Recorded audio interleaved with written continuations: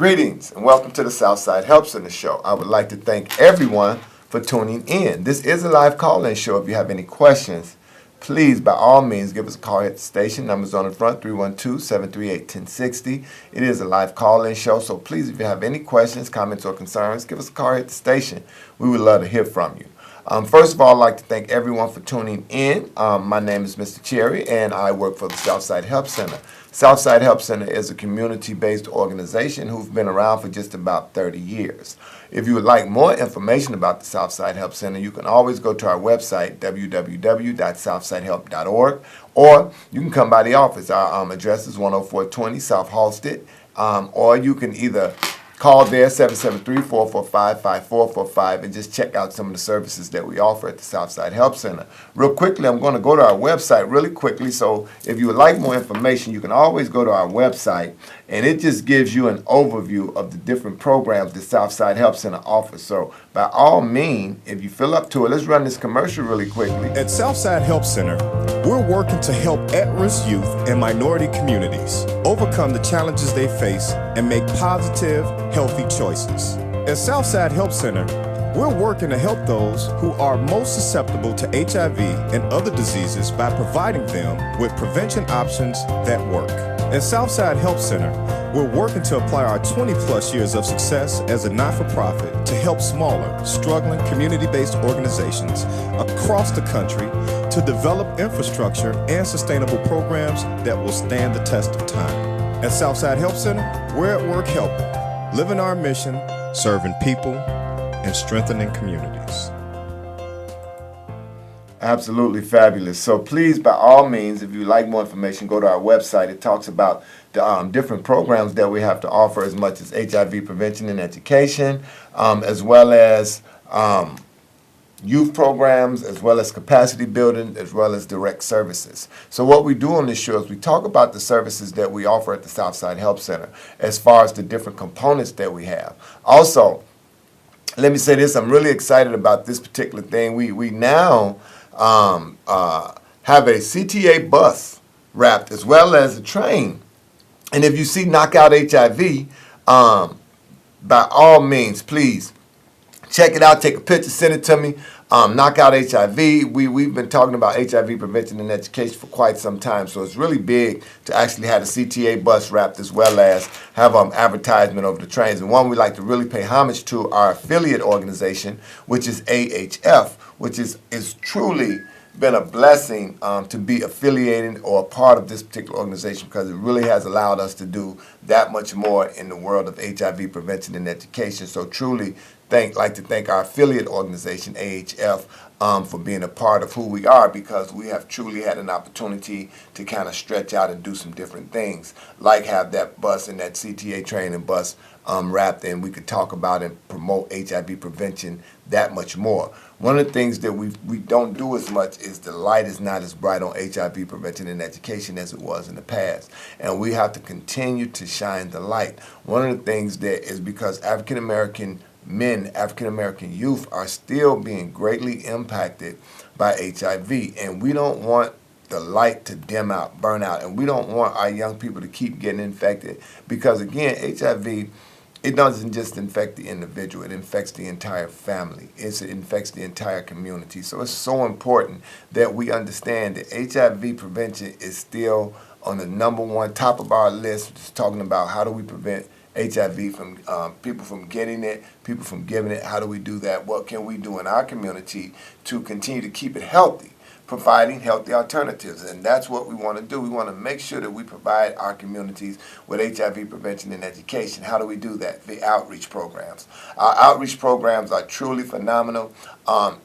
Every single day we're out on the street. Every single day we're out on the street providing HIV prevention, testing, and counseling. If you see the truck, Southside Help Center, Knockout HIV, testing makes us stronger, stop it. Wave it down, because you can get a free HIV test. Not only do we do free HIV tests on there, we also have food occasionally, so if you're hungry, stop us, it doesn't matter. We do hygiene kits off of there. If you doesn't stop us, it doesn't matter. We also do free HIV testing, and also it's an overall resource. They have a number of different referral sources, so if you see the Knockout HIV or if you see the testing make a stronger vehicle, stop us. come on over and get a free HIV test. The other thing about doing community and street outreach is if you're having a community event, call us 773-445-5445 if you're having a community event, and find out if we're available for those days, and we'll bring out the mobile unit and set up, and we'll provide free HIV testing. It is vital in the African American community that we continue to provide quality education around HIV prevention. We also have to look at how do we bridge the gap, because back 20 years ago, 25 years ago, HIV was really being dealt with and really being focused on, and now the focus is not quite the same. But that being said, we have to make sure that we continue to shine that light and bridge the gap so that we can begin to continue to educate our young people and then provide them with alternatives. Again, we talk about one, let's make sure that we say abstinence, abstaining, meaning that no sex, no drugs, no problems. We have to make sure that we keep that up front. But the other thing is if in fact they are engaging, we have to make sure that they stay protected. That's one of the biggest things that we like to do when we talk about our prevention. We also partner with the City of Chicago, and we're the Southside hub for condom distribution for the City of Chicago. So we truly like to thank the City of Chicago for allowing us to be a part of that program. So we out passing out condoms. We talk about prevention. Remember, when you're talking about HIV prevention, you're talking about no sex, no drugs, no problems. But if not, we want to talk about prevention. Well, how do you prevent HIV? One, being in a monogamous relationship, that's two people that are not going outside of that, and there's no HIV involved. Or we're talking about making sure you use condoms. Condoms are very effective when used correctly. These are the things that we're talking about when we're talking about prevention and alternatives. What is alternatives? It's vital that we have alternatives. So that means that the more education we provide, not just our young people, but we provide overall, the better equipped people are to fight off unwanted situations, or to be to start to narrow down behaviors, because it's not who you are but what you do that puts you at risk. And we want to make sure that we keep that up front. It's not who you are but what you do that puts you at risk. So we want to make sure that we keep providing healthy alternatives. We want to make sure that we keep providing risk reduction information. It's important. So with our HIV prevention outreach program, we go out every single day providing HIV testing and counseling, among other services. If you see the truck out, Knockout HIV, you can always give us a call. Or if you see the bus, Knockout HIV, call the number on there. We also have 2 clinics. So therefore, when we're talking about HIV prevention and education, we're not just testing people. When people do test positive, we get them directly into a clinic. We have a clinic on 26 in Michigan, as well as one in Hyde Park, right up over Mellow Yellow. So we have 2 clinics that are now available. When we get people, or people test positive for HIV, we don't just identify the problem, we help them with maintaining. So we get people within 72 hours, we have them into treatment and care. Within 72 hours, we have a 72-hour process. When we identify someone who tests positive for HIV, within 72 hours, we'll have an appointment, we'll have them in the clinic. So whatever needs to happen in terms of seeing a medical physician or making sure that they have medications, all that, we're going to make sure that stuff happens. So it's not just about people knowing their status, it's about providing them with alternatives, and as well as people who test negative. What we call high-risk negative. People who test negative, there's things that they need to do as well. How do you maintain a negative status? So you have to look at what these different programs are, what alternatives mean, and how do you reduce that risk of getting impacted with HIV.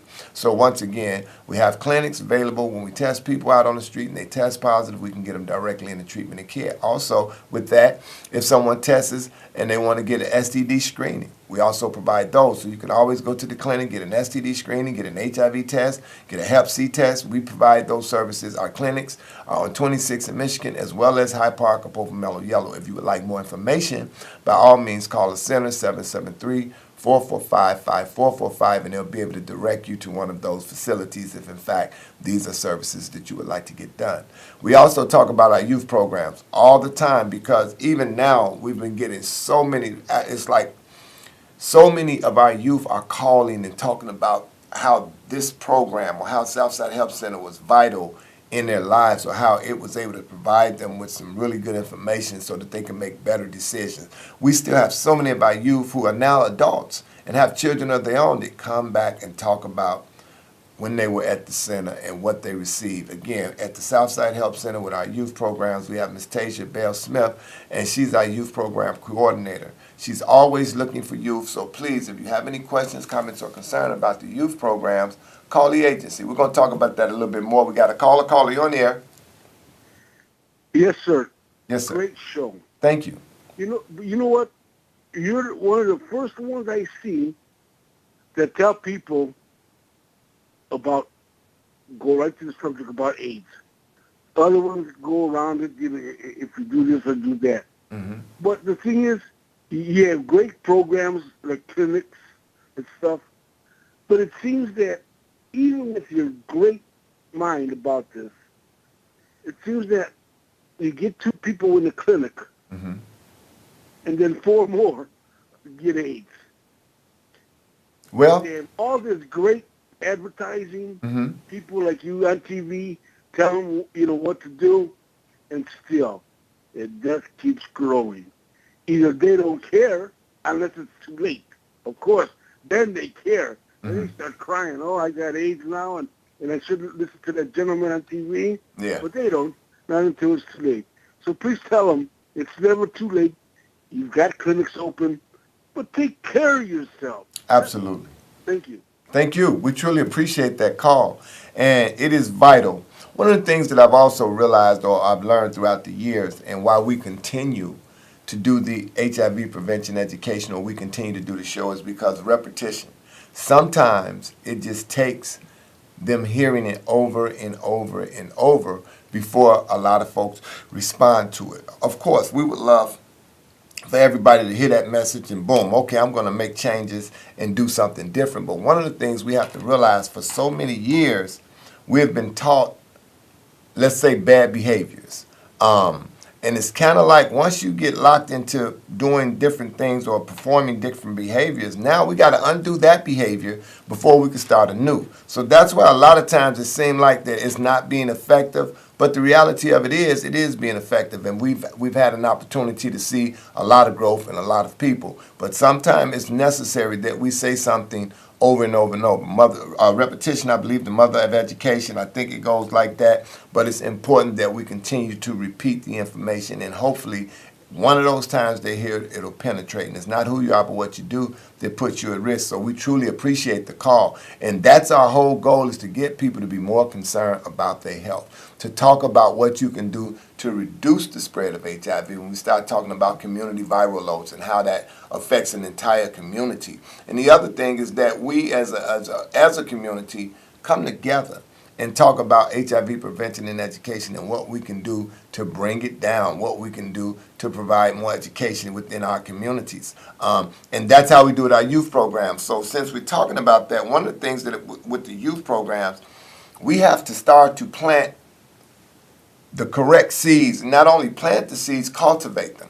That's one of the things we've been talking about. And even with the point that the gentleman made, we say things and people continue to practice particular behaviors that may be putting them at risk. This is a reason why when we start talking about cultivation, this is what we mean. One of the things we do with our youth programs and our mentoring program, I had each of them to plant a plant.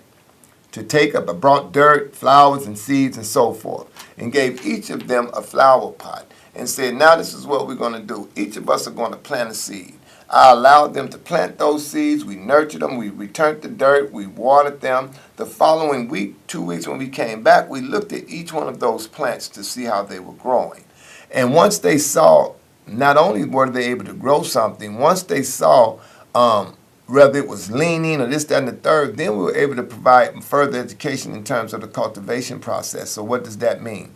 One of the things is when you started with them young and you start to educate them and cultivate them. So when they saw that their plants was leaning, what they did is we had popsicle sticks and thread available for them. They stood those plants up and stuck that popsicle stick down there and wrapped that string around there. So now they were able to support the plants that they had, the seeds or the plants that they had growing, they were able to support them.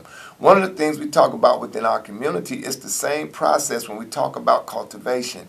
One of the reasons that our community is so damaged and dangerous now is because so rarely is cultivation happening. So many times seeds are being planted in so many different ways, and then they're not being cultivated. One of the things that I often say when we always look at our young men, and we always talk about how so many of them don't have fathers, or we always talk about how the African American male are doing so many things wrong. One of the other things that I look at is not only with the African American men, I'm talking about also with the African American woman. We have to think about, one, when we talk about planting seeds, the soil has to be fertile. What does that mean? So oftentimes when you refuse to get into a relationship versus a sexship, and this is what we teach, relationship versus sexships, because relationships come in layers. One of the things is because if you refuse to get involved in what a relationship is versus a sexship, you'll wind up planting a seed, and before that seed is even born, that the relationship is over. So now what happens? 9 times out of 10, that seed's going to grow up without ever being cultivated by that father or that mother, who either one of the two don't know how to properly cultivate. So this is some of the things we're talking about. When we talk about that, I want to make it plain.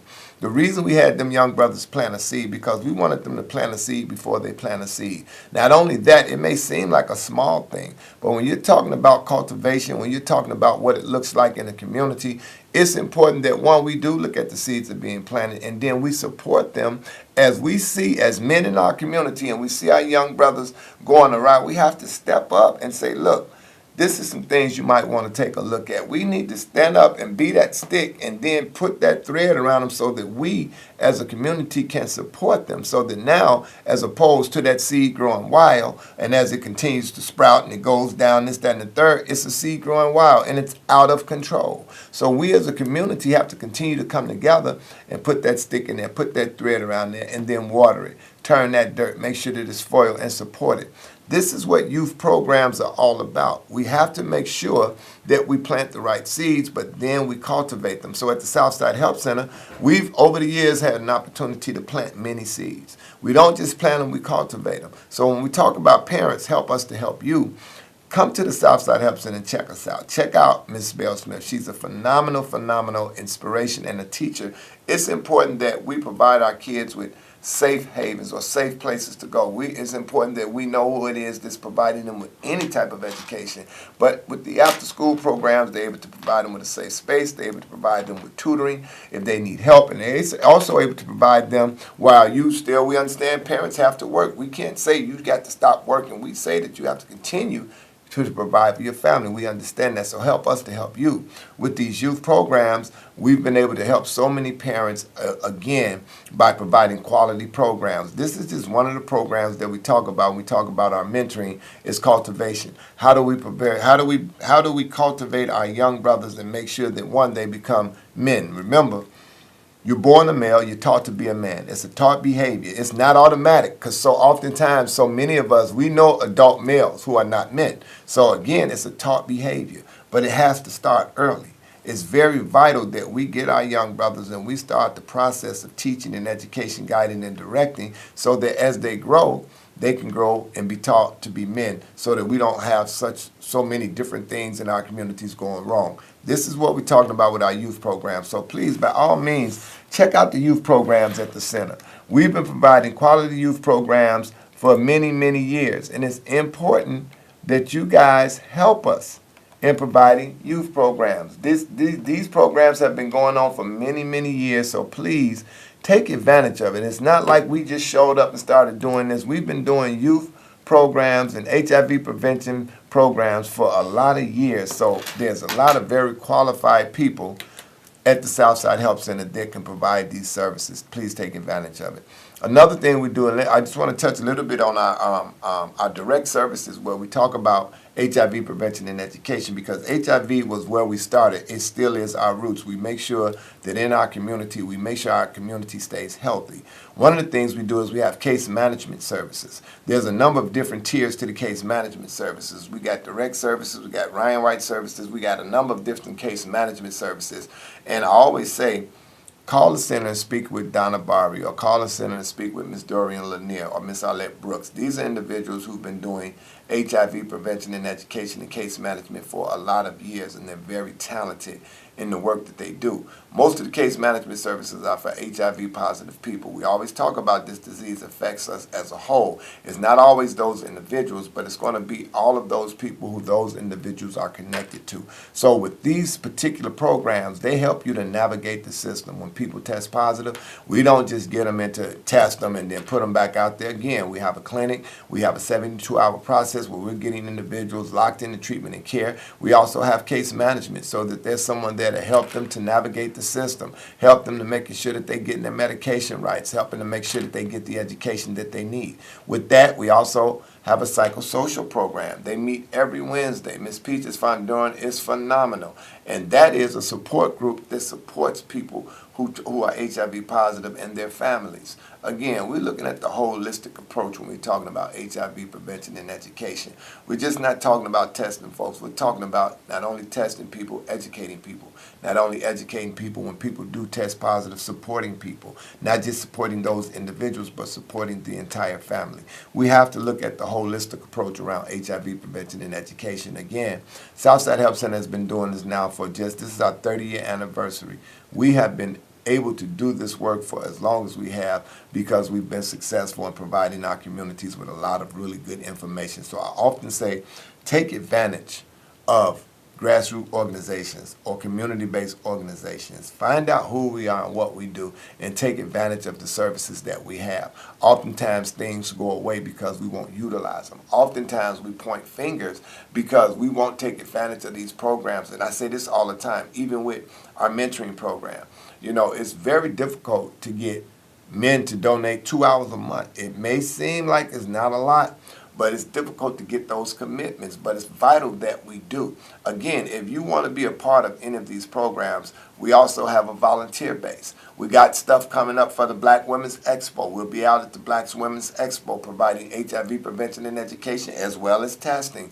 We always looking for volunteers. If you would like to volunteer at the Southside Health Center, by all means, go to the center, fill out a volunteer application. We're located at 10420 South Halsted. Go fill out a volunteer application, do some community services, and you'll be surprised oftentimes when people do community service or when people do volunteer work, it really is a fulfilling experience. So please, by all means, come and fill out a volunteer application so that you can help to give back and to the community. And again, if you have special skills, I say this to my brothers all the time, I'm not always looking for those brothers who suit and tie. I'm looking for brothers with experiences that want to share experiences so that these young brothers can learn from other folks' mistakes so they don't have to make them their own. It's a lot of different things we got going on at the Southside Health Center. So please, by all means, come and check us out. I say this again and again and again. Also, we provide capacity building.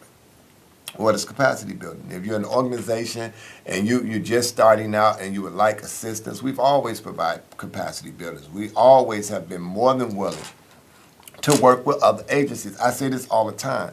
As a community, we have to come together on all levels. And when we do that, we can learn from one another, but it makes our community stronger. It makes our services and support services stronger. We have to definitely come together. And when we do that, we're able to be successful within the African American community. It is majorly important that, in fact, we do come together and work with one another in order to provide quality services so that we can look at our communities, not wake up every Sunday morning and look at the violence that has taken place in the city of Chicago, but look at what are some of the solutions to prevent the violence from happening in the city of Chicago. Well, alternative programming. Well, getting our youth involved early on so that they can have conflict resolution, so that they can have peer pressure, how to deal with peer pressure. This is how we begin to heal the community. And the other thing is you cannot continue to sit up and say those people or they or what they're doing. You have to take advantage of what it is going on in our community and come and volunteer to help so that we can, one, stop the violence in our community, keep our community healthy. It's a number of things that we can do, but the first thing we got to do is get up, come into the office, volunteer, become a part of what we're doing. And again, if you volunteer, you can come out in the field and see some of the work that we're doing, all of the good work that we're doing, and how effective we've been within our community. We truly would like to thank everyone for tuning in, as well as our founder, Ms. Betty Smith. She founded the agency back in 1987, as well as our executive director, Ms. Vanessa Smith, who is currently at the head Also, we'd like to thank our affiliate, which is AHF and the AIDS Health Foundation, and they have truly been spectacular in the support of Southside Health Center. I'd like to thank everyone for tuning in. Until we see you again, we bid you peace.